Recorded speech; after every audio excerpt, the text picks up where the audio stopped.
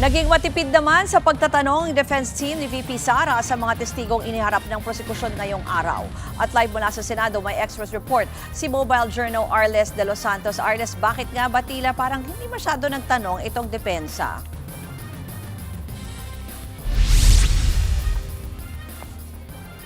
Ruth, sa pananaw ng defense team ni Vice President Sara Duterte, petty o hindi na umano kailangan pag-usapan ang pahayag ng dalawang testigo ng prosekusyon na nagsabing unusual umano ang encashment ng mga confidential at intelligence funds ng mga pondo na mula sa opisina na hinawakan ni VP Sara dahil opinion lamang umano nila ang mga ito.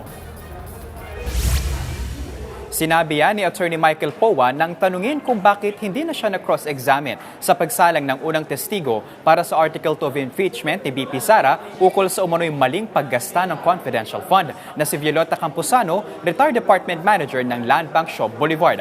Ani Powa, hindi nila itinatanggi ang authenticity ng mga checking in cash ng dating Office of the Vice President Special Disbursement Officer na si Gina Acosta. Pakinggan natin ang pahayag ni Attorney Michael Powa. Sa totoo lang, it wasn't really on the legal strategy side. It was more of, doon naman sa naging testimonya ng witness, wala naman tayong nakitang issue doon. Wala namang questionable, wala namang damaging na nailabas ang ating witness. I didn't want to prolong the proceedings and be petty by asking questions pa kung hindi naman kinakailangan. Nag-cross-examine naman si Powa sa ikaluwang witness na si Nenita Campuzano na dating bahagi ng DepEd Land Bank. Nais lamang daw nilang pabulaanan ang mga posibleng haka-haka kung bakit sa fire exit umano idinaan ang in-encash na pera para naman sa DepEd. Sinabi kasi ni Campuzano na ang nakita niyang nakapangalan ng tseke sa dating Special Disbursement Officer ng DepEd na si Edward Fajarda. Nakita niya umanong winidraw nito ang pera at dumaan sa backroom o fire exit ng DepEd. Ipinaliwanag din Ruth ni Powa ang dahilan kung bakit pinaulanan nila ng objection ang opening statement ni House Prosecutor Attorney Leila De Lima. Aniya, conclusion of facts and laws na raw kasi ang mga ihayag ng prosekusyon na maaaring makalito sa publiko. Narito muli si Attorney Powa.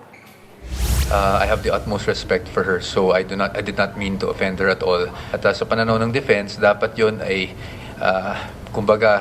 sa kanila pinapatunayan nila through their witnesses and not through statements. Kaya po we really recorded our objection to such statements.